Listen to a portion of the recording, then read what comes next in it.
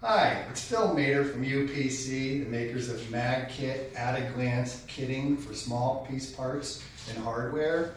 We've developed a new kitting system that is a Poke-Yoke system that instantly allows you to tell if every part is on your assembly line and is also prepped correctly from your storeroom to go out for presentation to build.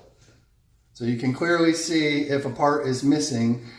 One of the great innovations is it solves the problem we've been having with scale tolerance issues, where counting by scale small parts doesn't always guarantee the correct quantity based on the tolerance of the part. So if you have 100 parts that you're weighing, you could have anywhere from 98 to 102 parts. In a critical assembly, it's valuable to know if every part is accounted for.